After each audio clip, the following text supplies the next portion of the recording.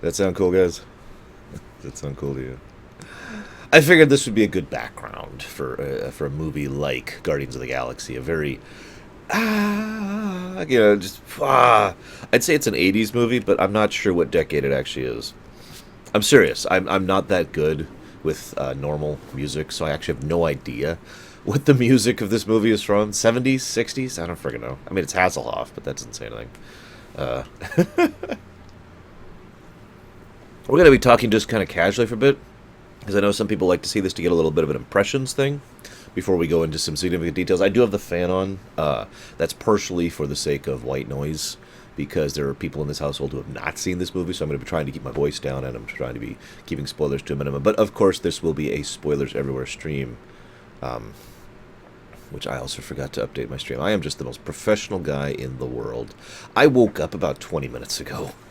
We didn't get home from the movie until 2 or so in the morning. I have not gotten a lot of sleep. So, what do you want from me, basically? Guardians of the Galaxy 2. I don't even know why you guys are even still following me with how incredibly unprofessional and stupid that I am. I'm Mary Poppin', y'all! No spoilers yet. No spoilers yet. Let's leave spoilers out the window for just a moment. Let's leave it out for just a bit. Let's just talk about the movie in general. I feel that this movie was very... yeah, no kidding, Zoan. Empire Strikes Back. Now, I know most people, when they think of that, they think dark, horrible death. But what I mean by that is the plot of this movie was actually really, really weak. But the characterization was really, really strong. They had a lot of characterization, a lot of character growth. There was a surprisingly large cast of people who had a lot of screen time in this film. And I liked that. It was an ensemble cast, and they did a great job of it. The effects were fantastic. I have something to talk about with that. I'm getting bits from Shadow because he wants to fill my temperature. Thank you, Shadow. Don't worry, I'm going to put the spoilers thing up back here. I've got it ready to go. We're not actually at spoilers yet. We're just talking about the film. I do feel they did... Yeah, see, we got that there. I do feel one thing that is a flaw of the film, a criticism, is the fact that the overall theme, which, again, not going to discuss yet, is a bit too overt. Like, there's 3 instances of them bringing in the main theme, which I hope I'll remember, because I didn't actually write those down. But all 3 of those instances were good, but then they just kept hammering the point in over and over and over, like, no, really, this is the theme of the movie, this is the theme. You must understand. This is what will become of the movie. You know, it's just over and over and over. Hang on, so it was, was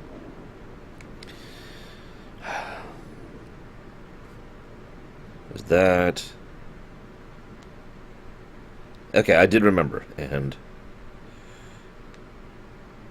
I scribbled down all 3 instances just in case I forget, because I'm really, really tired. This Sunday, we're going to be playing a little bit of Heroes of the Storm to get our quests done, and then after that, we're going to be playing, or we might do that today, it depends on who's up, but either way, we'll be playing whatever has won the multiplayer vote, and that thing will be added into the rotation, and then we'll basically start the rotation new. We're going to be doing a whole new thing. I liked the game, or excuse me, I liked the movie a little bit more. What's funny is the game and the movie have a lot of similarities to each other, but we'll be getting that in a minute. What else can I talk about non-spoilery? There was some... I feel kind of... There was some... How do I put this? The acting was good. I know that's a weird thing to comment on, but there was a lot of really good acting from just about everyone involved. Probably the only complaint I can make acting-wise is from Pratt himself. And I know that sounds weird, and I'll talk about that more later when we get into spoilers, but suffice it to say that he was doing what Chris Pratt has always done. So, yes, there was a Stan Lee cameo. We'll talk about that, too. How many of you... I know I've used this example before, but it's still relevant. How many of you remember the name of Chris Pratt's character in Jurassic Park 4? The Lost World, or whatever it was called. How many of you remember? Hands up. My hand is not going up. I do not remember his character name. How about the name of his character in Passenger, more recent film? The reason I'm bringing this up is that Chris Pratt doesn't play characters for the most part. He plays Chris Pratt. Now, there's nothing necessarily wrong with that, really. It's just that is his approach to acting. He has a persona. I don't even know if it's him or not. It's just how he portrays his characters, and that's who he plays in like almost every film he's in. He's just Chris Pratt. Now, there's nothing actually wrong with that. It's just that is what he's doing in this film as well. He is playing Chris Pratt, or Chris. I'm losing his name all the time. And that's his approach to the thing. That's the only complaint I could possibly level, because it's cool. It's cool. I still like the character because I like the Chris Pratt character, but it is just kind of head tilting the way he approaches that. He's not the only actor to do that. It's just he's one that's come up a lot lately since he's been getting into more and more movies of recent late. So I got another story here. This is the last thing before we'll actually hit spoilers and really talk about the film. So I actually took my notepad in this time, and I thought, aha, this will be a great idea, because I've tried taking notes on my phone before, but the problem with that is, middle of a dark theater, all this in bright light from a phone, right? Can't do that. So it's the only way that worked out was I was taking notes kind of like this, and trying to keep the light from the phone hidden from everyone, and that was not a great idea. So I ended up just quitting that. I didn't want to be rude. So instead, I'm like, aha, I will take in my notepad. Now, I had another problem with this. It was so dark, I couldn't see what I was writing. How many of you can write legibly and not overwriting your own letters when you can't see what you're writing? Like, just close your eyes right now and try to write something down on a piece of paper. That's kind of what I was working with. So my notes are a little interesting to decipher. I do have a couple pages of notes, actually. Yeah, 3 pages of notes total. But the main reason I have 3 pages of notes is I don't actually have that many notes. Like this page, what I started doing, you can actually see it. I started scribbling really, really big black lines right there, like, just to make sure that I could tell where the next line was, so I could tell where to write the next scribble there. No's the one I actually always get the very back seat. That's been my preference for many, many, many, many, many years. Technically, all the years I've always wanted to sit in the back. I think the only major movie I've seen in the last 2 decades where I didn't sit in the back row, there's 2 movies. I just thought of another one. One was Inside Out, because it wasn't really a planned thing. We didn't get tickets in advance, so we just kind of went, and the theater was so crowded we almost didn't have room. And the other one would be Star Wars Episode 3, when that came out, because I was in the wheelchair. I was in the handicapped area, and so I was dead center in the middle of the entire theater. But normally I do prefer the very back. That's my preference. Anyways, so to make this clear, I decided I'm just going to go ahead and put this back here. Make sure everyone knows we're officially entering spoiler territory. So just on the off chance that people didn't hop in, we now have spoilers up. Let me make sure I've got my notes. Yep, I've got my notes just right. No, I can't do IMAX, and I definitely can't do 3D. IMAX is... I am biased against IMAX because, in my opinion, IMAX does not add anything to the enjoyment of a film, and it costs more. And 3D, I actively despise. 3D can go suck it, not the least of which because I have large glasses and headache problems. So, anywho, spoilers. So, yes, we're officially in spoiler territory. For those of you not aware, they're doing a lot of franchising this film, but I kind of want to save that discussion for later. I want to talk about the things as they occurred to me. So, first of all, this is... I know this is probably going to heckle some people, so forgive me. This is going to be... This is a very... Unfortunately, I actually went in knowing about the Adam Warlock thing. Yeah, 3D adds nothing to a movie, too. That's also valid. I went into this movie... sorry, wrong direction. This is a very, very typical superhero movie, okay? Okay? We can all admit this. There's nothing wrong with that. It is a In the structure of the plot and the events and the scene structure, it is a very typical superhero movie. Now here's the catch. The only person in the film who was actually acting like it was a stereotypical superhero movie was Nebula. Everyone else was not. This is, in my opinion, a Lower Decks episode, so to speak. For those of you who don't know what I'm talking about, Lower Decks is an excellent episode of Star Trek The Next Generation, in which the plot of the week is a bog-standard, completely typical Star Trek The Next Generation episode. However, it's done from the perspective of the newbies, the low-ranking ensigns, who have no idea what's going on, and have no idea how to perceive it. And because of the fact that our perspective has been shifted, what would normally be a completely normal episode is elevated through that. That is what Guardians of the Galaxy Volume 2 does. This is an episode. This is a movie that is very, very typical, but nevertheless has a lot of different things they do to change your perspective as you're going through the movie, which made the movie fantastic in my opinion. By the way, I haven't actually said this. I loved the movie. I actually had a headache by the end of the movie because I was laughing so hard and so often. Genuinely laughing. I didn't have to force anything. I was just, oh, yes, that was awesome. So many times.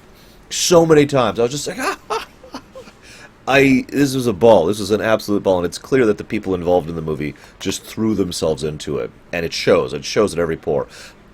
Now, the Lower Decks perspective thing, it's all throughout the movie in different ways, but my favorite example of this is the initial battle and the final battle, which they do both of these. In the initial battle, they're fighting some ancient dimensional doom thing, and he's got the suit and the rockets, and Rocket has the jetpack and the giant gun, and Gamora has the sniper rifle and the sword, and so on. And the camera is focused on Groot. It literally blurs out the action in the background. It's a typical Marvel action superhero fight scene with a typical boss character, but we're just watching Groot dance around. I loved that. It's like I will not, of course, sing the actual song, because if I was to show any of the footage of this film, I would be destroyed in every copy wrong ever. But I loved that intro, and it was so clearly showcased exactly what they're going for in this episode. If I was to levy a complaint, which I am not, by the way, I would say that they basically just kind of constantly pull that thing. They constantly pull that sort of thing where it's like, here's a typical thing. Nope! Here's a typical thing. Nope! And they do that constantly, but it never felt old, and it never felt forced to me. I'd love to hear. I want to hear your guys' opinion on this. I asked my friends too, who went with me. It never felt forced to me. It never felt like they were switching the perspective just to switch the perspective. It felt like in every turn they were like, "Well, we could do this scene, but why don't we add this?" Like they kept having ideas. What do you guys think about that? Believe it or not, all I've gotten is them claiming that apparently me talking in front of a game is their property zone, and therefore they own the rights to it and taking the money from it, which is surprisingly mild and a lot less bad than I was thinking it was going to be. We'll see if the Voyager finale has the same situation. There's a lot. By the way, with regards to the Baby Groot thing, there's a line later on in the movie that's literally, "Oh, what should we do? Should we kill the little one? No, he's too cute to kill." With regards to Baby Groot.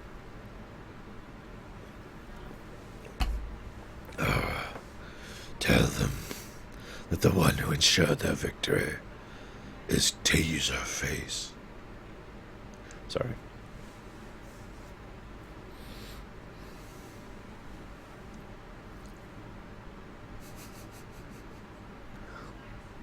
I can agree with that, Volcanto. They did have some, in my opinion, they had a very strong theme undercurrent the movie. The only catch was, as I said earlier, and this is my only real complaint with the film, they kept smashing the theme over your head, just constantly. Bam, bam, bam. Yes, Howard the Duck was in, 4 scenes total, I think? At least, that I caught.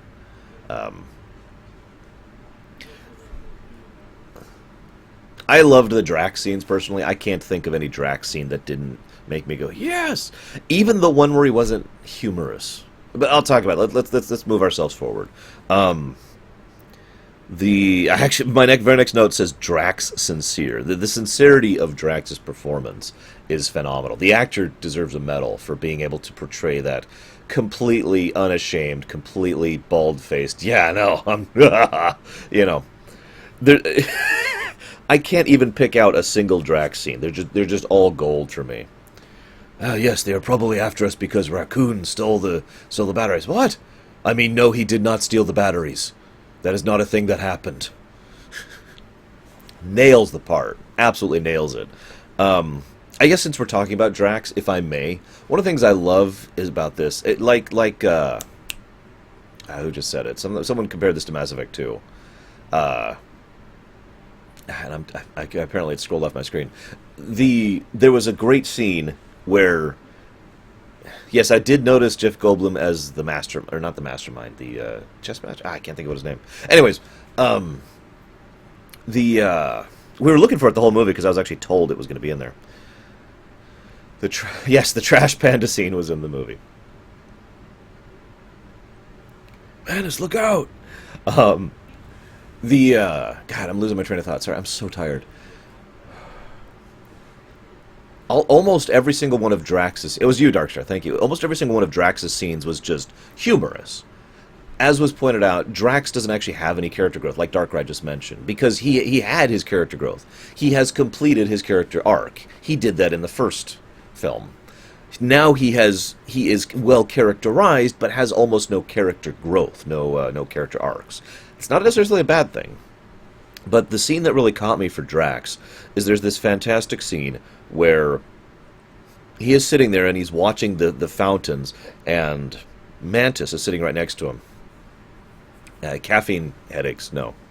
And Mantis reaches out, and Drax is just sitting there. He has an almost contented look on his face, right? She reaches out, empathizes with him, and starts bawling. That scene spoke volumes for me. The idea that he has become so enwrapped in and so accustomed to his grief, to the fact that his wife and child and his family, who died before the first film, are dead and gone, and he is still grieving their loss. And he just completely still owns up to that, whether because he's hiding it or because it's just become part of who he is, that you can't even tell externally that he is still in grieving. I liked that. That was probably the one truly powerful moment for me with Drax. The rest of Drax was comedy. You know, you are truly hideous. What's wrong? I'm imagining being physically intimate with you. You know. And I like that scene a lot. Okay, now I gotta try and read my own frickin' notes here. Oh my god. How many of you noticed that John Crichton was the admiral of the Sovereign group, or the Sovereignty, or whatever they were called? I did, obviously. If you don't know who John Crichton is, that's actually the character's name, not the actor's name. I can't even remember the actor's name right now. He's the main character of Farscape. And it felt like a cameo. And that's cool. I'm with that. Because he's does that kind of thing every now and again. And I would love to see him in more things. I thought he was fantastic in both Stargate and in Farscape. So I'm with that. I'm just glancing down my notes here. The way... Oh, excuse me. Was it the Sovereignty or the Dominion? What the heck was the name of the gold-skinned guys? I can't remember. I didn't actually write it down. The gold-skinned people, I loved how they bothered to portray them as extremely uptight and still made them threatening, but mostly were there for comedic value. You know, the one guy who's like, I'm going to go through the asteroid field and take this out. A quantum... by the way, quantum asteroid field. Apparently we're suddenly flying through Star Trek Voyager. And Drax just dangling out the back. I got this, guys! Yeah! And the Sovereign race, thank you. It was the Sovereign. I did not misremember. And then the one guy's like, oh no, it didn't work. And the others look at him, man, you suck, dude. Because they're all playing in an arcade game with classic 80s style arcade noises. I loved that. I really, really loved that. The arcade style approach to fleets. Because it's not actually an unusual idea to have remote controlled ships in science fiction. We're with that, right? And it's not an unusual idea to have automated ships, but to have those remote-controlled ships be both portrayed as and acted as though it is an arcade game, that's what elevated that one additional step for me. Because they were all acting like it was an arcade game. The only one who took that seriously was Ayesha, or whatever her name was, the head priestess. Everyone else was just, yeah! Woohoo! And she's up there like, yes, destroy these poolfos. And they're like, yeah! And of course, Adam Warlock. But we'll get to that. There's this great scene where they're talking to Yondu, and they're discussing how he's been kicked out. Sylvester Stallone is there. Yeah, I know, right, Dark Ray? And they've got the people who are literally laying out a carpet for her to walk on. And then the camera tilts up just a little bit, and if you're paying attention, you see in the background that there's this massive line going off beyond visual range of this procession following her. They actually did a lot to add culture to the Sovereign race without actually ever really bogging down the film. I found that extremely amusing. Yeah, I know, right, Volcanto? Space Stallone. I can't remember his name. Starhawk. That's the character he was playing. There's the Chris Pratt commentary. I don't really have anything to add to that. There's also a few scenes that I love because they showcase why the Guardians of the Galaxy are pretty much top tier for their overall setting. Hey, Crimson King, and see you around. The scene where Raccoon just wastes so many of the Ravagers was awesome. But then something really funny happened. Yondu comes out and is like, man, I'm sure glad you stole those batteries. That's going to make up for some of the money. I like that scene for two reasons. First of all, because it showcases how incredibly stupid most of the Ravagers are. $250,000? That's only like a third of the price we were offered, which was $1 million. $250,000 isn't a third, you dumbass. It's 25. What? We can't make buy with just 25 credits. But I love it because this movie likes to take a serious note of something and wrap it in silly. That's one of the things I liked most about the second Doctor in Doctor Who, for example. He was actually a very serious character, but he would wrap himself in silly, and that combination, when pulled off, is something I very much enjoy. Because Yondu had a very strong point. We're not going to kill the Guardians of the Galaxy. We're not that stupid. And I love that for how much sense that makes, how rare it is that a fictional work has, bounty hunter group A go after heroes B and say, yeah, we're not actually going to capture you because you're the heroes. We want you to keep heroing. And of course there's the Nova Corps thing. So, yeah, the Nova Corps having the Guardians back. Yeah, no, we're not going to be that stupid. We'll just take the batteries and go. We'll get compensation. Peace. Also, gravity bombs.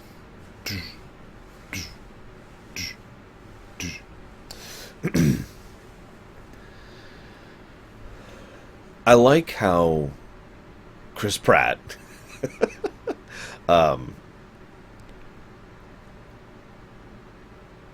is extremely cynical, and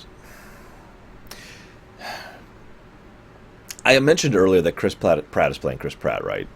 That I mentioned, again, is probably the only acting job that kind of had an asterisk by it. Well, this is why. He comes across as very cynical and very snarky, which is Chris Pratt.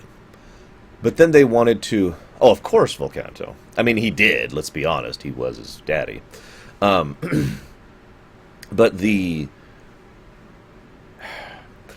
there should have been more of a granular leaning into going from cynicism and disbelief, this is all too good to be true, into I'm ready to embrace Space Daddy. There should have been more of a thing there, and I honestly think Chris Pratt, the actor, couldn't play that. Because you notice he just kind of, like a switch goes off, and it's like, yeah, I'm on his side. Which brings me to my next point, by the way. How many of you figured out, this is officially spoiler territory, How many of you figured out that he was the bad guy, that Ego was the bad guy, very early on? And if so, now this is really the important part. What tipped you off? What made you think he was the bad guy? This is a very important question. Hey, sis. I took your towel and hung it up on the back of my door in my bedroom. Okay. So that I could shut the shower curtain all the way. Sense me. Sense me. Say hi. Hi. You can tell we have spoilers up because Rosebud's there.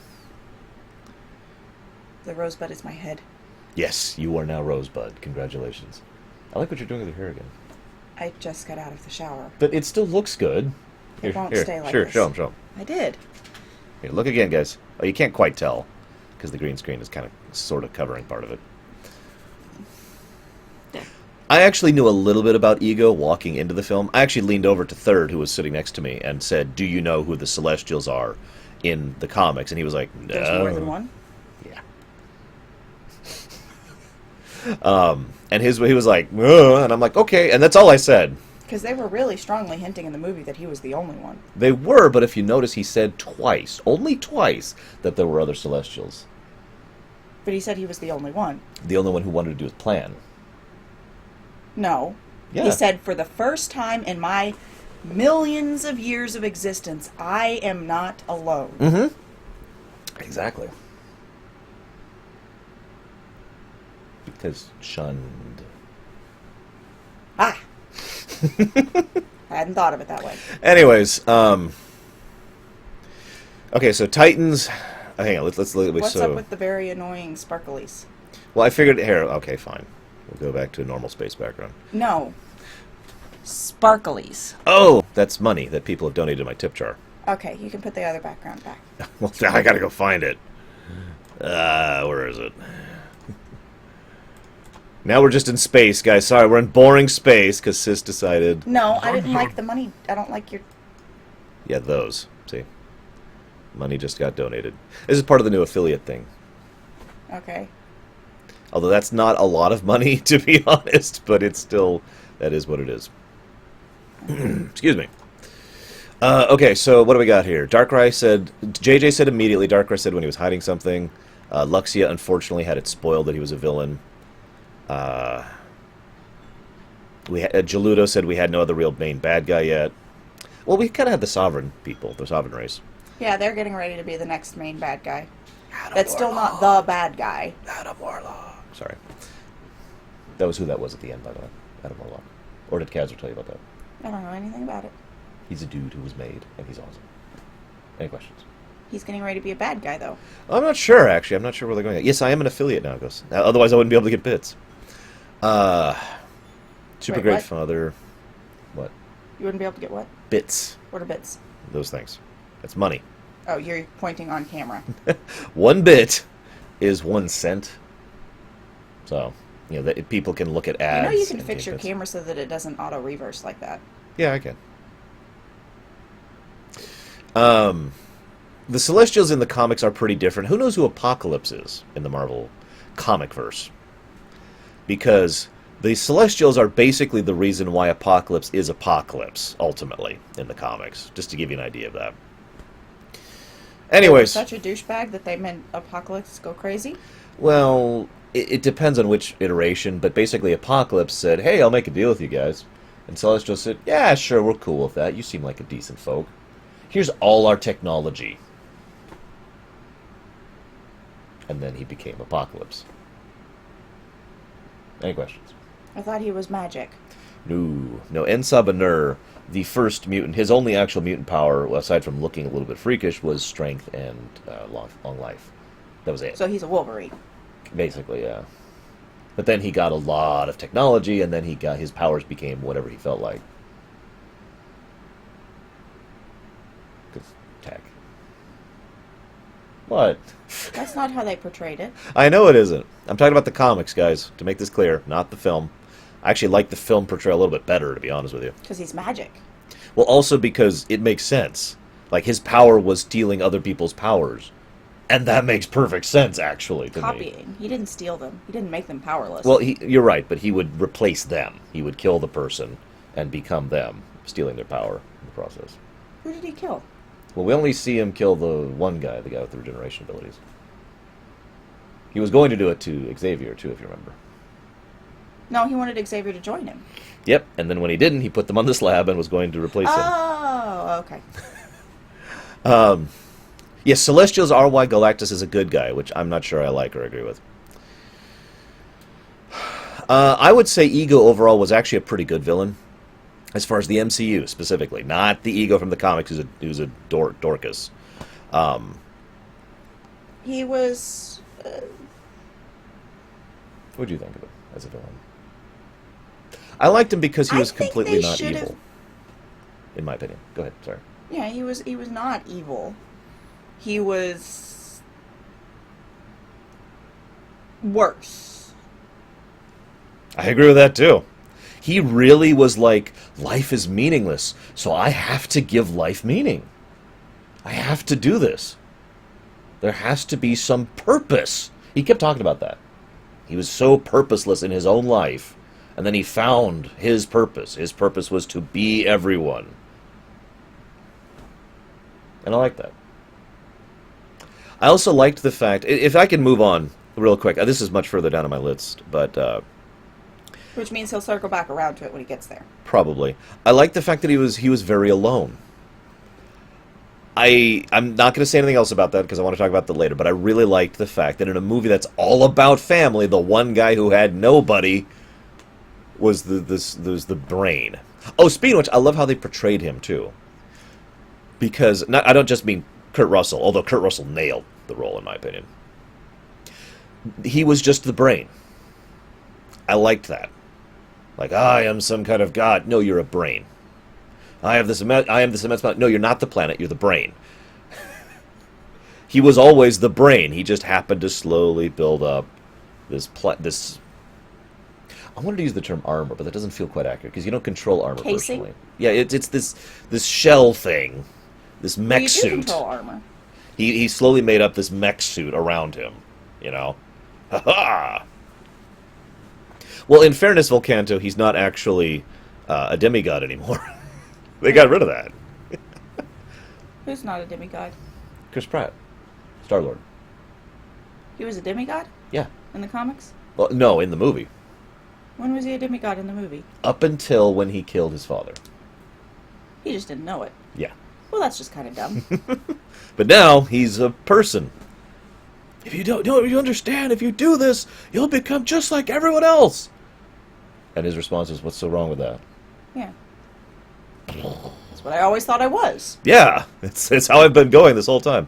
But yeah, sorry. So I was talking about Ego being a villain. I love how he held up with the smashing of his Walkman with the same level as putting... I know. It's okay, guys. You got a Zune. Still out of date. Which is the most recent technology on Earth. Yeah. It holds 300 songs. I loved that. You can ask my sis. I was laughing so hard. One of those.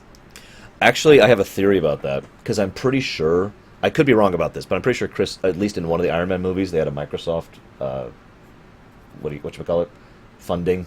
Yeah. So I think Stark had a Zune on one of his suits that he went to outer space with at one point or another. So they just got one of Stark's Zunes.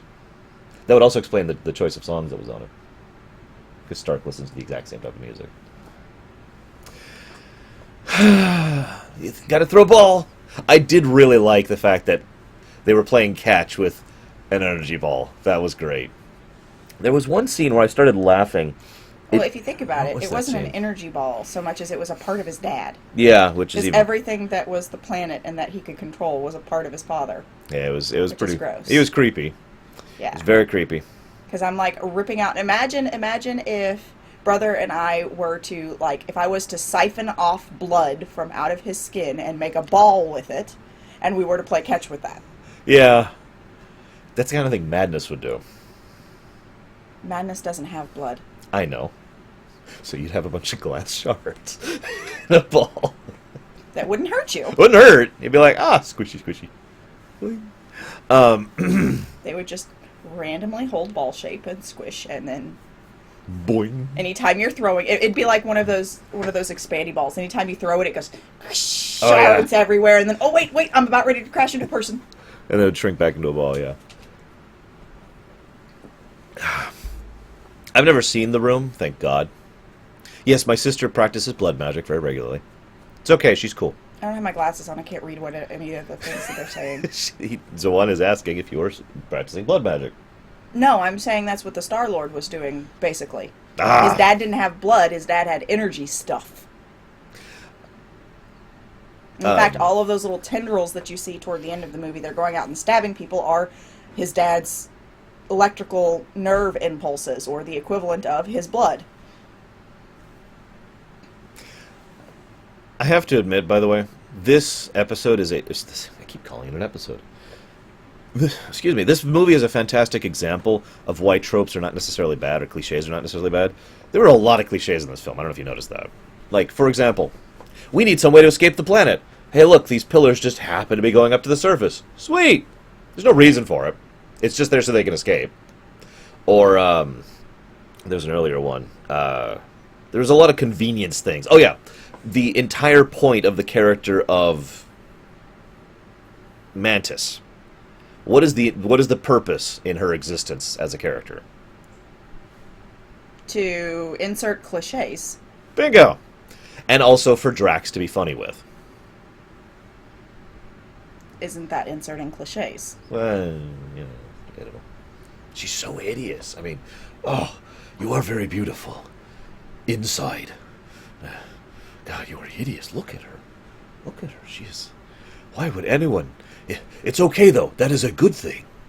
He actually had a great line. The beautiful people never know who to trust. I actually really liked that line. He was referring to himself. It's still a great line, though. He was referring to himself! But it's still a good line. It's okay. I am humble as well. No, I am extremely humble. Oh, excuse me. I am extremely humble as well. I do not have any of these problems. But yeah, exactly, Darka. That's actually my point.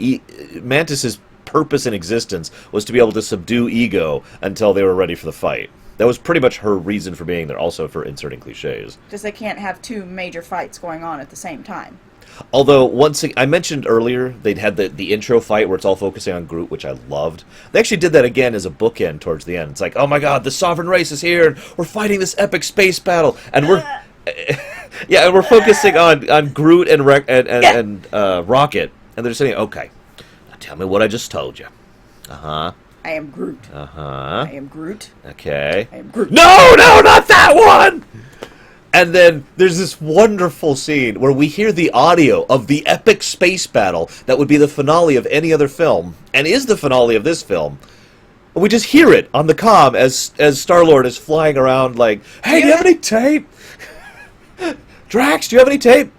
Oh yeah, duct tape would be amazing. That would... Scotch. A Scotch tape, excuse me. Scotch tape would be perfect, yeah. Why would you even tell me if you don't have any Scotch tape?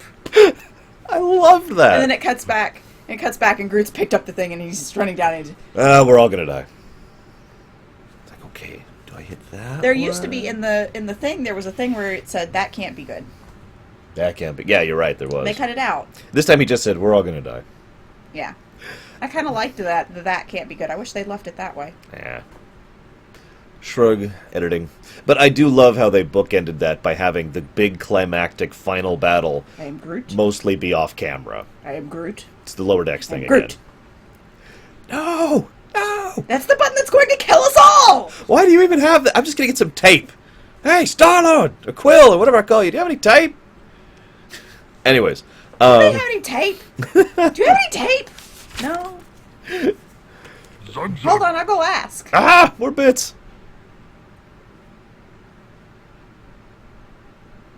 You should raise the spinny thing to where it's not covering up your face. What spinny thing? Oh, spinny thing. That thing. That's actually harder to adjust than it looks.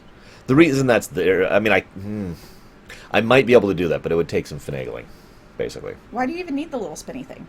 So that people can see it. It's but actually they can see it only spins while the stuff's falling. So well, see, the thing is, that's not what that's there for. Hang on, guys. I got to demonstrate to my sis how I stream. Give me just a moment.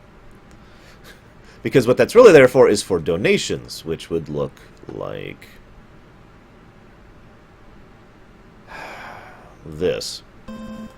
Which it's actually higher up than it should be. Right about there. There we go. That's what that's actually there for. You have yellow bits in your glass now. That's from the Detest donation, because donations go in there too. Anyways, guys. From what you just did. So I asked you guys who, yeah, basically is the one. Who, when did you figure out that Ego was the bad guy? Probably around mid-movie. Okay.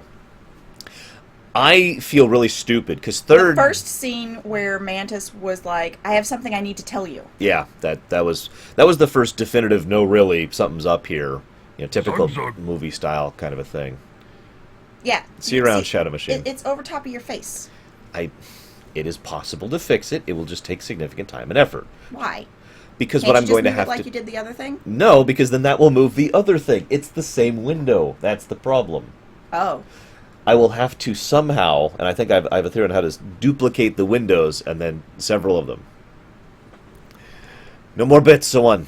We've almost got the tip jar full of pennies over here. Thanks, Shadow Machine. So I feel stupid now you have because to start doing donations because it looks like they overlap. No, don't do it. They do. They all go in the tip jar.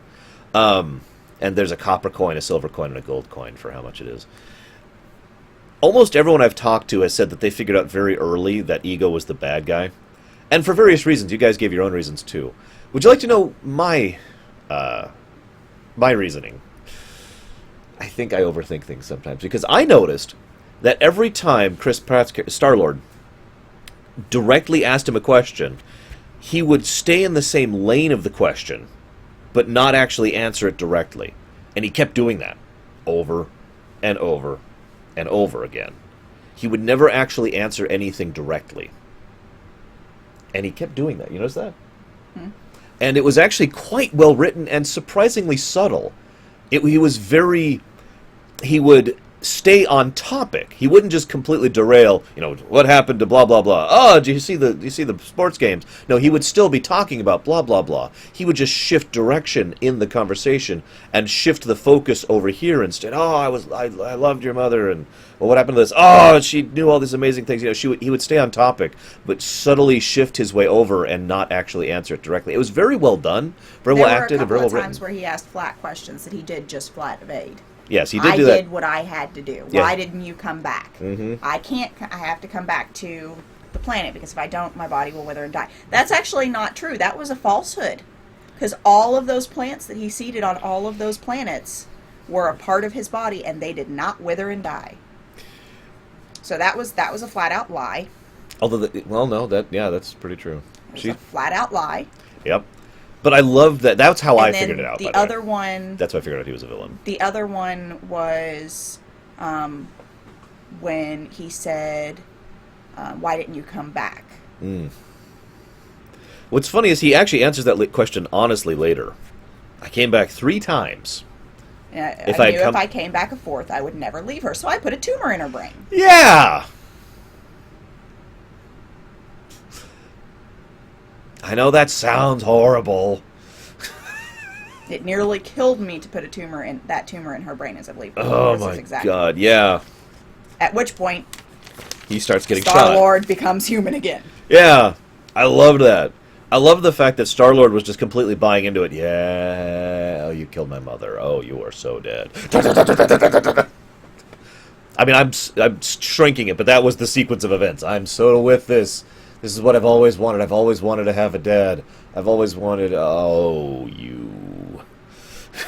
Well, that, and I don't think he knew quite yet what it entailed to planets. I have no doubt he didn't understand at all.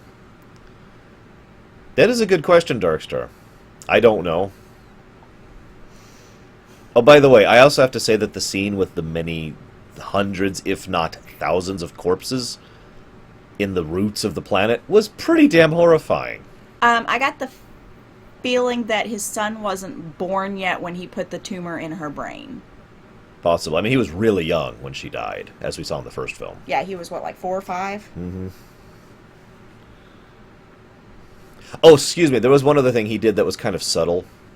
Oh, yeah, I love it, Dark Ray. Absolutely.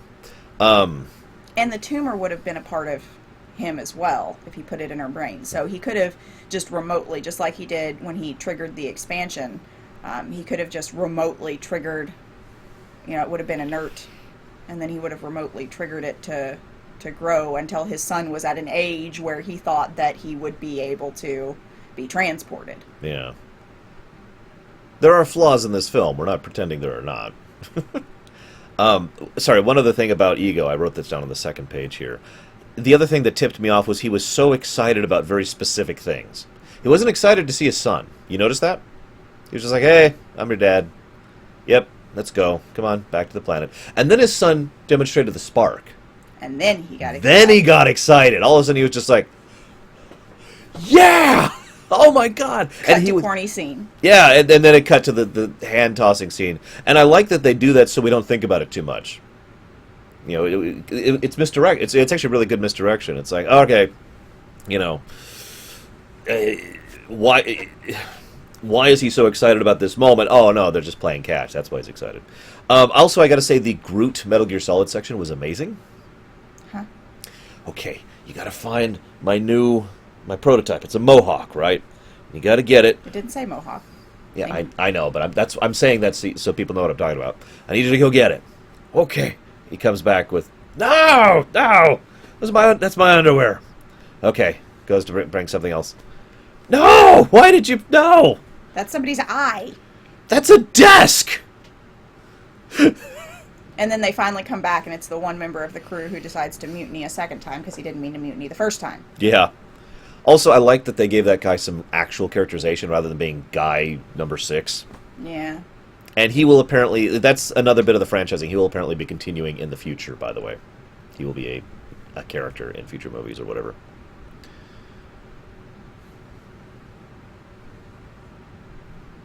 Yeah, that's true, Volcanto. He also pointed that out. The moment I heard a human who could hold an Infinity Stone, I knew. And he started seeking him out deliberately, rather than just, you know, letting Yondu deliver him. Twist it a little bit more, kiddo. There you go. Hey, Booger. You look very cute. The, Come here. Hi. Let's agree never to speak of this again. Yeah, that was fantastic. Wave hi, kiddo. Wave hi. Did you get your room all picked up? No. I don't know if I picked it all up. Should I come check it for you? All right, let's go check it. Get that room all clean, kiddo. There's going to be a bunch of people here soon. Yeah, what time is it? 3? Oh, you mean it is 10:48. Okay. So, hi, Yuri the Guri. There's something I was going to talk about with regard to the Metal Gear Solid. There you go. Yes, with an X. I like how she gets a high and I don't get a high. Of course. Guardians is a very family-friendly movie. Confirmed, right? Yeah, confirmed. Okay. I think this... I think with a TH. Come on. Touch your teeth to the top of your...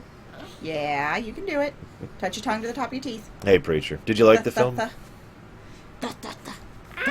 Don't do it. She's going to tickle you. She's going to tickle you. Quick, go to your room. You gotta say before... You gotta say and I'll stop. Uh-oh. Yeah. I think... Metal Gear Solid Mohawk. I think you can. I mentioned earlier that I like that this film is both silly and serious at the exact same time. It's kind of Dragon Quest-y in that respect. It was the exact same in the first one. And Serious and funny at the same time. Okay. So it's kind of Dragon Quest-y, as I was saying. It's Guardians of the Galaxy. This seems to be the theme that they're wanting to do for all of their movies. But what I really... Which is a good thing. Yeah, I agree. Same Probably one of thing my with favorite... Ant-Man. Yeah, Ant-Man was the same tint. One of my favorite aspects of that was when Yondu and Rocket bonded, basically. Because they're both... Yeah, that whole yelly scene... I was like, I'm expecting Rocket to just explode on him and then to have a big fight thing and then have to somehow make up in the heat of battle. That's what I was expecting to happen too. And then Yondu's know because I'm you. Yeah, that was a great segue the way they did that. Yeah. Oh, I already said this, Preacher, but I legitimately had a headache from this film because I was laughing so often and so hard. Also, apparently, I'm sorry, did you guys notice that Gamora is part orc? I'm not going to say anything else about that scene. Just I loved it that. So I also like the fact that the Ravagers 700 jumps. Oh my god. He had to over 50 jumps. It's not healthy. Yeah, I know that. This one's 700. Oh. And then we get all Looney Tunes. But right before that scene, there's the scene where he just kills his entire crew. The whole crew. Just...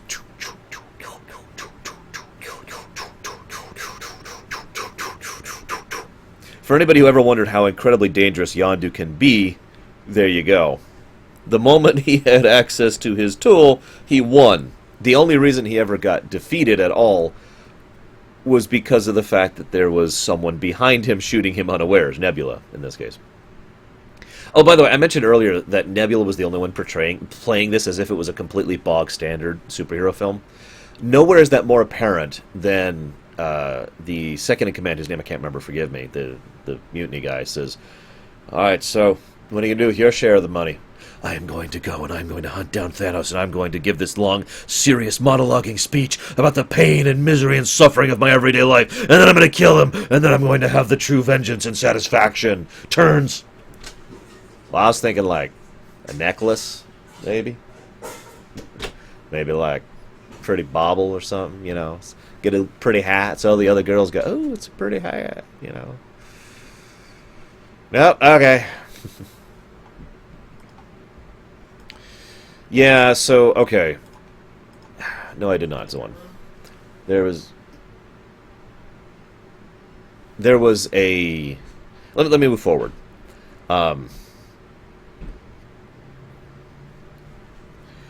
Let's talk about the Watchers. So, I don't know if you guys caught it, I'm sure you did, but Stan Lee starts actually talking about his cameos with regards to the rest of the films that he's been in. For one of which Darkstar just mentioned, which for arguably the first time finally gets to the point where we now acknowledge that Stan Lee is a Watcher. Now, I know that's a weird thing to say.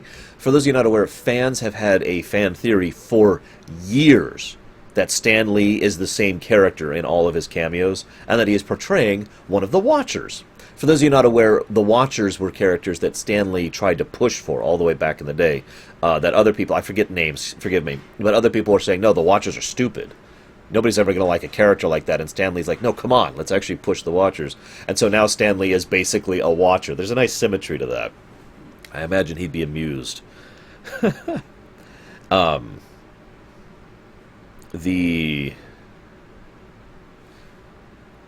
Yeah, okay. Just checking my notes real quick. I love that. That's great. So, and now the Watchers are part of the MCU, which is also awesome. So someone earlier mentioned that they had to make a deal with Fox to get Ego. That is actually very relevant. I actually was reading an interview about that just last night as I was trying to get to sleep, where they were talking about how if they had no backup plan. Like, they needed to get Ego because the whole film was centered around Ego, and there was just this legal rights issue battling back there. And if they had failed, they didn't have a backup plan. They had no way to deal with the situation. They were like, oh god, we really need to get the rights to Ego, the character. And they did make the deal that Darkrai, I believe, mentioned with regards to Deadpool and changing out Teen Mega Sonic, I can't remember her whole name, Twitface. But I mentioned that because isn't that just 4 that I saw, Preacher? Counting the ending credits, where he was dancing. That speaks so much about why I rant about copy wrong. I'm not going to get into another rant. I'm not going to do yet another preaching about how I hate copy wrong and how it ruins creative works, as it's applied. That's why I keep saying copy wrong instead of copyright. Negasonic Teenage Warhead, thank you. But that kind of thing right there is exactly what is wrong with copy wrong when it comes to licensing and rights issues. Then again, we've seen other things like that, as I talked about during the Hobbit trilogy rumination. Arguably, the single biggest reason why the Hobbit trilogy was not as phenomenally amazing as the original Lord of the Rings trilogy was because of copy wrong. But I don't want to get into that again. Let's kind of wrap this up a little bit. So first of all, obviously the theme of this movie is Lilo and Stitch. This is one of the best Lilo and Stitch remakes I've ever seen, personally. And I do like that. Again, they got a little overt with it and a little over the top, and there were a couple scenes that just kind of flubbed. Most of the actual ending felt like it was trying too hard, which is a shame because it shouldn't have felt that way. But the overall theme of family I was with, especially because that is kind of the theme of this particular iteration of the Guardians of the Galaxy, which, if you're paying attention, by the way, is the exact same theme that they're going for the Telltale Guardians of the Galaxy theme, the theme of family. Now, I don't mean family as in, no, family, real family, good, bad, arguments, togetherness. As I mentioned during the Telltale game, and this happens several times in the movie as well, they argue and they fight and they yell, and yet every time things get real, they're there for each other. Every single time.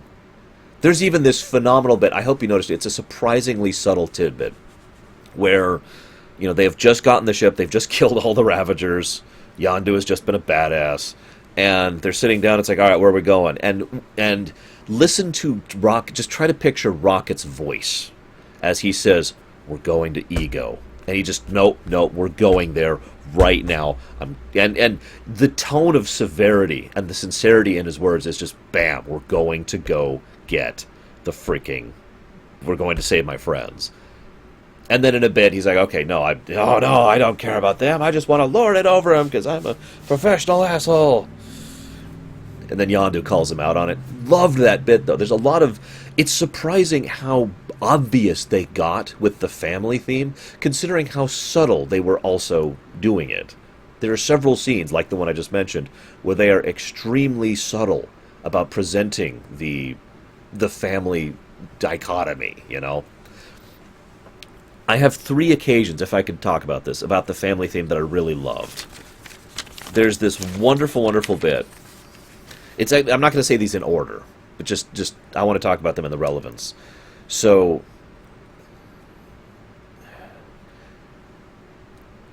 Ego, I already talked about this.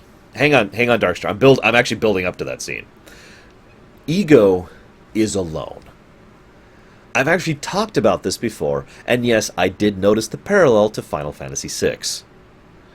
One of the greatest character moments of all of FF6, in my opinion, is that an entire game whose overall structure and theme is all about the connections between people has as its villain someone who is completely alone. Kefka. Ego was completely alone. In more than one way. Originally, he was just a brain in space. He built the planet. He found other life. He found that life disappointing. He did not connect with that life. He was still alone, even though he had found other individuals. He started trying to have children. None of them worked. Still alone. Murdering his own children. Probably killing the wife, the mothers in the same process. Still alone. Finally finds Peter, and he's like, oh, at last, we're going to have this thing, and we're going to all... And he's not going to be alone anymore, because he's going to have... Everyone's going to be me! Everyone's going to be me, and it'll be amazing. And yet, if you think about it, if his plan succeeded, he would still be alone. And when his son rejects him, he is alone again. I loved the simplicity of that, and the way it just hammers that point in. That of all these people who care about each other and hate each other and yell at each other and fight with each other and love each other, Ego had nobody. Even if he had succeeded, he still would have been alone. He didn't care about having a son. He cared about having a second Celestial. That's the first point. The second point is Yondu Sacrifice. Now, if I could be blunt, I would nitpick the Yondu Sacrifice. I think he should have not said any dialogue. He shouldn't have said anything. Yeah, I noticed that too, Luxia. He should have just grabbed his son, smacked the... because let's be honest, he was his father. Smacked the shield over him, and then just carried up to space. And Chris Pratt is just freaking out because he realizes what's happening. No, okay. Oh my God, no, look, no.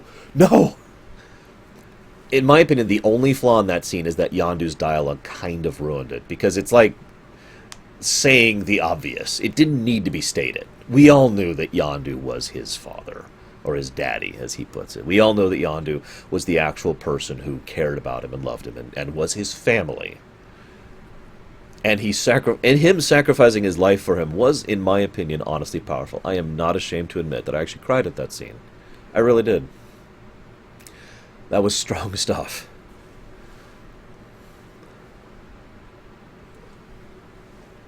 Now, I have to admit that part of the reason I cried at that scene was a scene that happened right before it, which is the third one I'm going to talk about. In the whole film of this overall arc of family, selfishness, pride, arguing, fighting, caring about each other, all of the baggage that goes with what being family means. The best scene to summarize all of that is the one Darkstar referenced earlier that I was building up to. You know, we're leaving Quill behind. Now, in virtually every other film, you know, we have left a hero behind. Oh, God, no, I need to go back and save him. Well, the bog standard thing, you know, what would happen in a typical superhero movie is we would go back and we would save him at the last minute, and then they would all yell at each other, I was so stupid, why'd you come to save me? You should have let me die. Instead, what happens is Rocket shoots Gamora in the back. That was one of the most powerful moments of the entire film for me.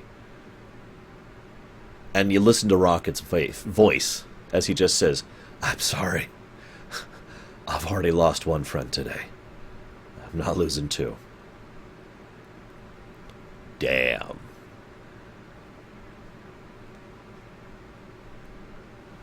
I could just let that scene sit as is. No need to analyze it. It's just all there on display. That scene is what really hit me, and just started getting my emotions gushing. To then follow that up with Yondu's Sacrifice, oh, I couldn't take that. Whew. Oh, wow. There's even, if I may go into another little subtlety right after that, there's a scene where Star-Lord is giving a eulogy to Yondu. What I love about that scene is hi Sonoshi, spoiler warning, if you close your eyes and listen to what he's saying, it sounds like what he's saying was written by a 7-year-old. Okay? A child who doesn't really understand what's going on, but really cared about someone in their own childish-like manner and wanted to speak well of that person. So if you remove yourself from everything but the dialogue, it's as if a child wrote it. I don't mean like badly. I mean, it's as if it was written by a child. But when you pull Chris Pratt into the scene, and this is the one scene I think Chris Pratt really acted very well in, you see the adult who understands what's going on and can't cope with it. And Chris Pratt did a wonderful job of quietly weeping as he is just understanding what has happened and the complexity and depth of what comes from long-term emotional attachment and complex emotional connections rather than childlike ones. So he's giving this childlike speech as he, the adult, is experiencing an adult's complexity. It was a very, very well done scene, in my opinion. Also Taserface. No, where's my other notes? Hang on. I have a couple other notes here. At least I think I do. Maybe I don't. Oh, actually, I don't have any more notes. Yes, and Yondu, of course, did get a proper send-off. Oh, no, I did have one other note. I just didn't write it down because I don't need to. So, there's actually two other things I want to talk about with regards to this film, if you don't mind. First, how many people out there think that there were scenes in this movie? This is not a negative comment, by the way. How many people think there's scenes in this movie where they just said, art department, go? And that was the purpose, to really show off what people could do creatively. I think there was at least 6 or so that I noticed. Just like, here, we want you to show some cool stuff on screen. No limits, just show some cool stuff, go. Yeah, that's the second thing I want to talk about, by the way, Darkrai. Now, I've noticed this because this has become a trend in science fiction movies for the last at least 5 years, possibly longer, where people who want to really do very creative, rarely very very, very inventive stuff. Really want to stretch with regards to the people who actually sketch this stuff, the people who design it, the people who actually do the CGI and the effects and all that, and get to really showcase what they can do. There's a lot of scenes where it's just like, here, go. Yeah, exactly, Tarkstar. They can do a lot of that with the jump gates. Ego was exactly like that. The Pac-Man thing, by the way, so I've talked about this before. This is actually something I feel very embarrassed about. I tend to pick up on things in movies very quickly because I can predict where movies are going. I don't like that about myself. But what it means is when I'm watching a movie is I will usually see what's about to happen and then react as if it has already happened. So the moment they go onto the other tide's rocks and the rocks start gathering on them, I'm like, Pac-Man! And I just say that in the middle of the theater. Everyone else is just staring at, like, a couple of people actually looked back at me like, huh? And I felt so embarrassed. And then about 4 seconds later, waka waka! There were a couple of moments in this film where I picked up on what was happening. This is actually pretty normal for me. And I pick up on that kind of thing. I start laughing, and I'm the only one laughing in the theater. And I feel so stupid every time that happens. But that was a good example of that. But anyways, I just think I've noticed that's kind of a thing with science fiction movies lately. It actually, there's actually some real topics there that I don't want to get too much into because it will diverge a lot from the Guardians of the Galaxy movie. But let's just say that I think there's one of the reasons why science fiction movies have been so attached to the summer blockbuster concept when it comes to movie making is so that they have the budget to be able to do whatever the hell they want to with regards to the effects, allowing people to be able to just go and make whatever the hell they want to and really make some flashy stuff, right? The other thing I want to talk about is the franchising. So, if you sat me down right now and said, ignoring individual scenes, as far as the overall construction of the work, what's your... Yes, Celtic, of course it does. It's a rumination. Every rumination has spoilers. That's such a weird question. Every rumination, 100% of them have spoilers. If you ask me what my one complaint is, it would be the fact that this movie basically has nothing to do with anything. Let me explain what I mean by that. Lately, and by lately I mean for several years now, Disney has been moving away from continuity with regards to the MCU, splitting the movies out. For me, that is a negative. I'm sorry, it is. I liked the fact that the movies had some impact on each other and built up and light up. Thor, Iron Man, arguably Iron Man 2, but mostly just Iron Man, and Captain America leading into Avengers. In my opinion, that was stronger for the connections between those four films. My opinion. But they've been moving away from that. They want each movie to be its own self-contained thing. The Thanos thing, that was building for almost the entirety of the MCUs up to a certain point. I mean, Thanos is mentioned... Thanos? God, I never remember at this point. Thanatos, so Thanos is right. He's like not mentioned at all except by Nebula with regards to her story arc. He's not even present in this film, even though we've still got Infinity War coming. They've stopped trying to connect everything together. I don't know. I know that's a kind of an unpopular thing to say because I know for a fact several people prefer these movies to stand alone. I remember when I was discussing Age of Ultron 2, one of the common comments I got was that this film required too much others' works in order to work. It was part of the whole and therefore did not actually stand on its own. And they thought that that was a weakness. Now, I disagree with that personally, but obviously that's just my opinion. I'm not saying that that's a definitive rule or whatever. So... I just thought I'd say, that for me just kind of felt, like this whole movie. I mean, it stands right on its own, but However, you notice, so this brings me to my second point, franchising. This movie is a launch-off point for several other movies that they're going to be doing in the future, which now we're going to finally talk about. So, first of all, they're getting together the original Guardians of the Galaxy, Sylvester Stallone, Miley Cyrus is one of them. Yes, really. They're actually... This isn't official, by the way, I want to make that clear. But the intention is that they're going to go off and make, they're going to go off and make a new film with the original Guardians, with the Starhawk team. They obviously included Jeff Goldblum's character as kind of a hint to Thor 3, but that wasn't really relevant. That was just a cameo. They obviously intend for Adam Warlock to be in his own thing. It is worth noting that, honestly, The Expendables in space, I'd watch that. I liked The Expendables. Sue me. No, please don't. The Adam Warlock. So, for those of you who know where Adam Warlock was actually supposed to be in the film proper, and in the earlier drafts of the film, he was a character. The problem was they had I mentioned this earlier, they have an ensemble cast, a lot of main characters with lots of characterization and lots of screen time, very few secondary characters. They thought that it would get too crowded, and I agree with this. It was already a very packed film as far as characters. So they removed Adam Warlock and instead put him into, like, a teaser thing. And now Adam Warlock will be in future movies. So that's going forward. They are going to be doing something with the guy who replaced Yondu. I can't remember his name. He's like the brother of the director, if I'm not mistaken. He's going to be apparently going forward and having his own arc, and he's going to be in future movies.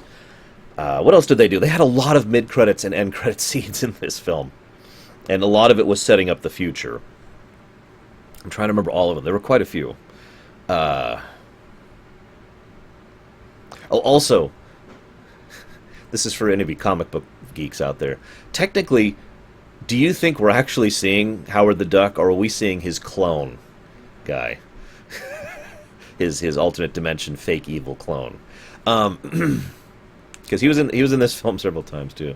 Angsty Groot, yes, we're going to be going forward with Angsty Groot, moving Groot forward as he continues to grow, and Vin Diesel did a wonderful job of saying, you're not my real dad or whatever, typical teenage lines. But of course, I am Groot. Groot, I'm Groot. I'm totally Groot. Loved that. I keep tripping over your vines everywhere. God. Stop playing your stupid games. God. Good point, Darkrai. Oh, Stanley was the other one. Sorry, that was the other one. Stanley. I knew there was another one I wanted to talk about. Apparently there is a desire, again, this is all talking about intention. We don't know how much of this is actually going to happen. But there is an intention to have the Watchers have more of a presence in the MCU. That makes sense to me because, with the Infinity War, the Watchers should be involved with that. So I'm with that. Anyways, the point being that this film in many ways serves as a launch-off of whatever the phase we're up now at this point. They've already had all these movies lined up. Now they're thinking, okay, now we're going to expand into all this other different direction. And Guardians is a good place to do that because Guardians of the Galaxy is the galactic one, where you can literally hop between planets. It's hard to do that with Iron Man, right?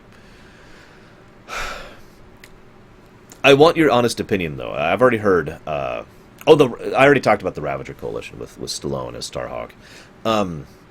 Honest opinion, guys. Do you think the film is stronger for being a standalone, effectively?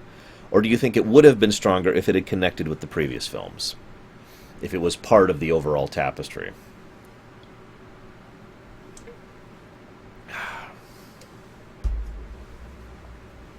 Real question. I really want to know your guys' thoughts here. The Watchers watch Little Billy.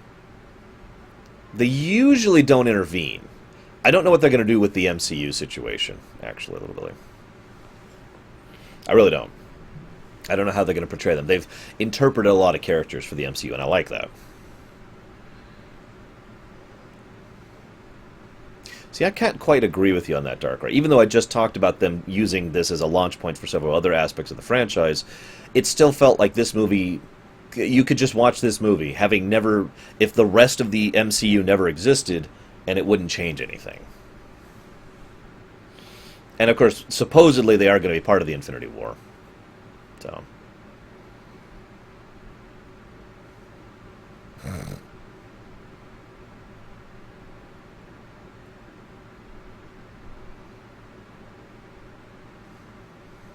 I suppose that's true. The one connection point I could say is the Infinity Stone thing, because that was the teaser at the end of Guardians of the Galaxy 1.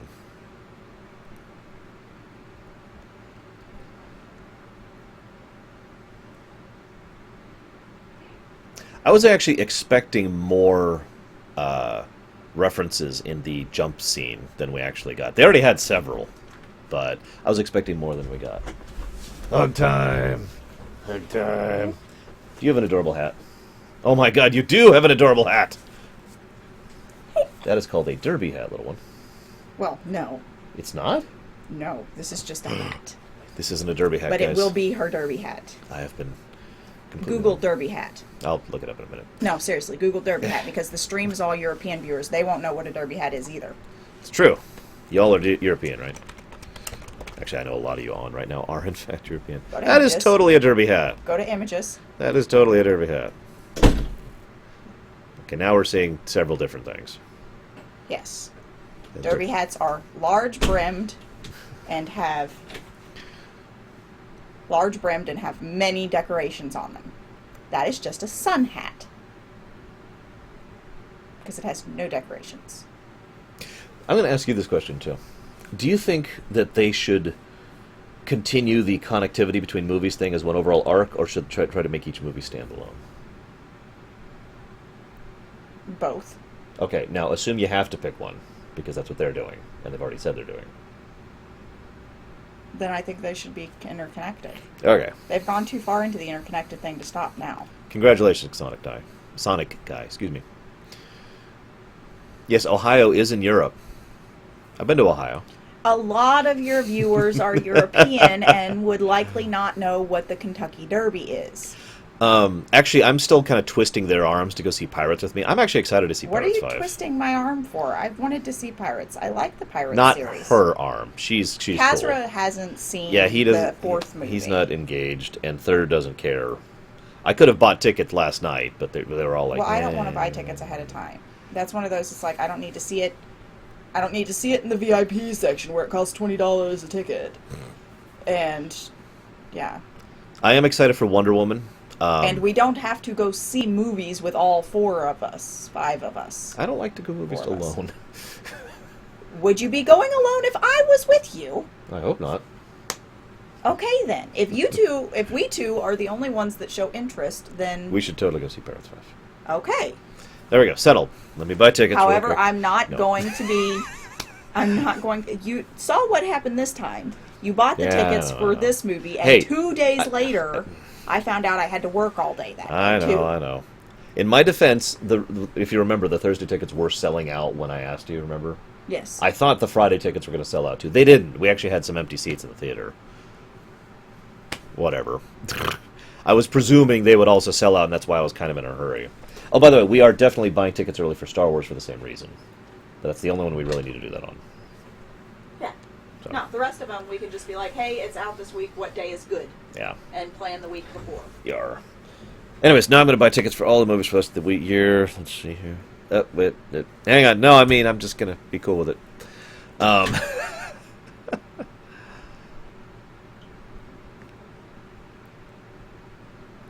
I've heard this exact same argument levied at Star Trek versus Babylon 5.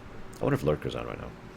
Because I have heard people say, legitimately, without trolling, without any kind of stupidity, but people with the real opinion of Babylon 5 is a weaker show because of the fact that it is part, like any given episode, with some exceptions, doesn't really stand on its own. An episode is part of an overall series. You watch 5 episodes and you get a story. Whereas if you watch one of the episodes out of that 5, it doesn't really fit. I have heard that argument before. In fact, I have heard Rick Berman give that argument. I'm sorry, I shouldn't say that because I hate Rick Berman. But I've heard that argument before. I've heard people who have brains, unlike Rick Berman, give that argument before. It is something I personally don't agree with. In my opinion, television especially is something that is perfectly suited for episodic storytelling. A story that stretches across 5 or 10 or 20 episodes. But whether that applies to movies or not gets a little bit more debatable. However, it is my opinion that a movie that is part of a story is stronger than a movie that is a story. This is, again, just my opinion. But I'll put it to you this way. Well, it can be argued that Empire Strikes Back stands well on its own.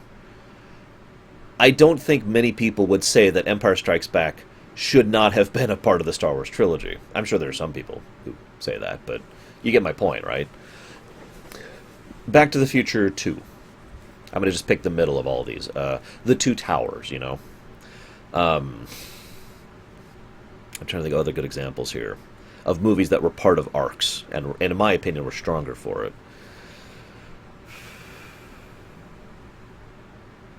Without just... I'm trying not to default to trilogies here. Although The Godfather Part 2 is a good example of this, too. Although The Godfather Part 3 is not, but that's just because that was a terrible movie on its own right. I don't know. This is just my opinion, of course, as ever. I don't...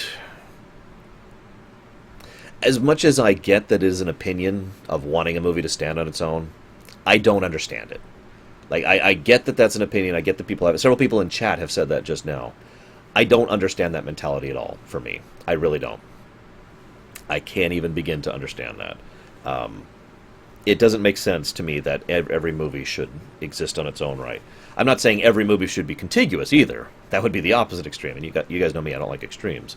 But I don't see either perspective. So I guess I'm just an idiot. So we'll just live with that. I do tend to be more of an investment kind of person, long-term investment, so maybe that's just me. I don't freaking know. I mean... that's all I got for now. I do need to switch a couple of things over. I may be forced to stop streaming later in the day. Hopefully not, though. So I'm going to go ahead and chop off the Guardians of the Galaxy discussion. But before I do, does anybody else have anything they wanted to share about the movie? Because I'd love to hear anybody else's thoughts about it.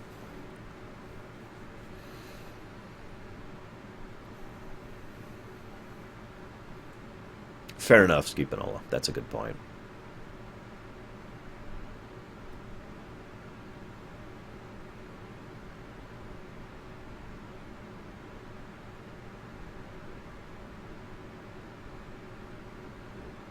I've actually been talking about that over in Babylon 5, Ghost Centurion. There's a couple of scenes, and JMS himself has talked about that problem, where he will show flashbacks to remind people of plot points. I find those irritating, because I remember those plot points. I don't need you to remind me of them, because I have a memory. I am invested in the story enough to be like, yeah, that happened 16 episodes ago or 2 seasons ago. You know, I totally caught that. But that is admittedly me. You guys probably have noticed this of me at this point in time. I tend to pay attention to works to the point where when something comes back, when something is called back, I'm like, oh, that's a callback to the thing 3 games ago or whatever. But I do understand that you have to have some kind of callback. You can't just assume your audience is paying that kind of attention.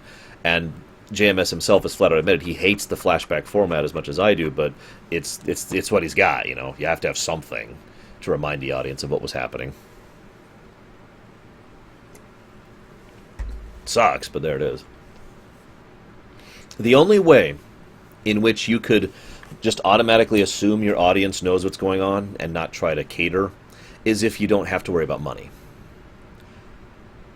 I know that sounds like a weird statement, but it's true. If you have to worry about things like ratings or audience or ad revenue or making another film, in other words, if you have to worry about money, you have to try and keep in as many audience members as possible.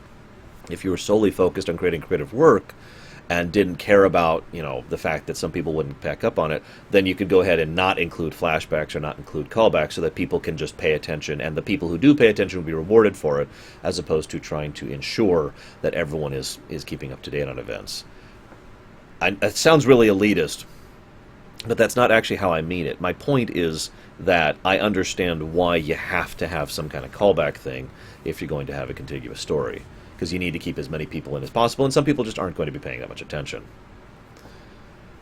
No offense. I mean, as the one says, you don't always feel like paying attention, right? So even someone who normally would pay attention, sometimes is just like, I don't actually feel like, I just feel like plopping down in front of the TV for a bit, you know? Nothing wrong with that.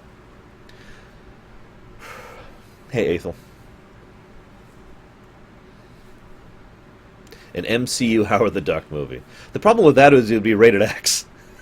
Not R. Or, excuse me, I guess it would be NC-17 now is what we got for that.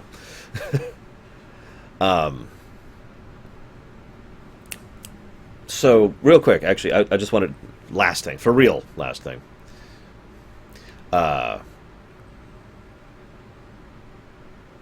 I liked that too, Preacher.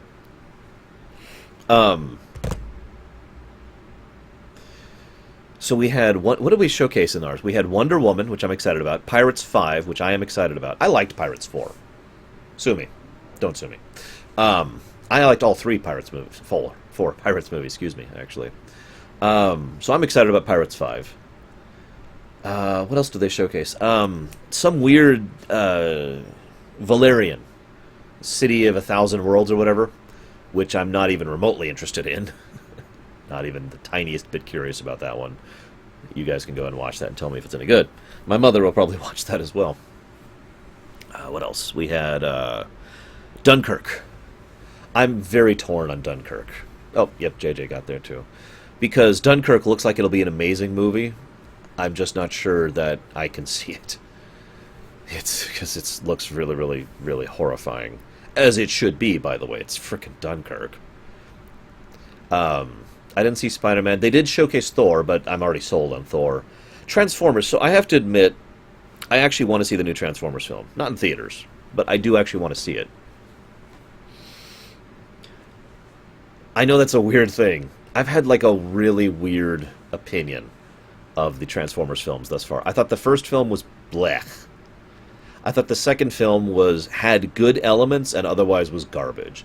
I thought the third film was in my bottom 50 worst films of all time. I thought the fourth film was cheating and lazy and stupid. So I'm not sure why I want to see the fifth film now, but I do, for some reason, I do want to see what they're doing with this one.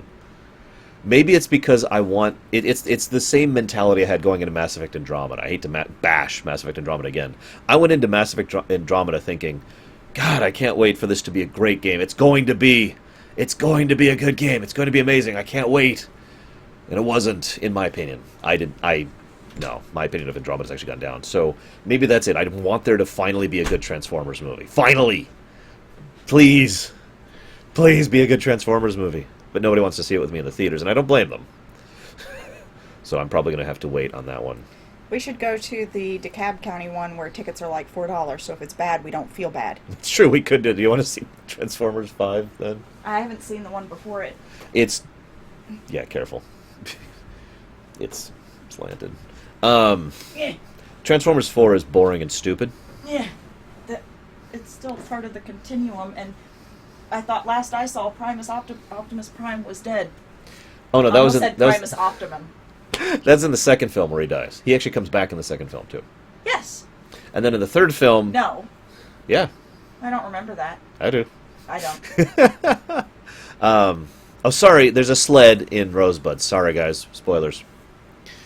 Wait, what? Dunkirk. Dunkirk is going to be PG-13. Dunkirk. It should be. It's a lot of violence. Do you know? No, that's down. That should be further up. Dunkirk is a horrifying... I mean, you know your history. Do you know your history? Yes. Okay, you know your history.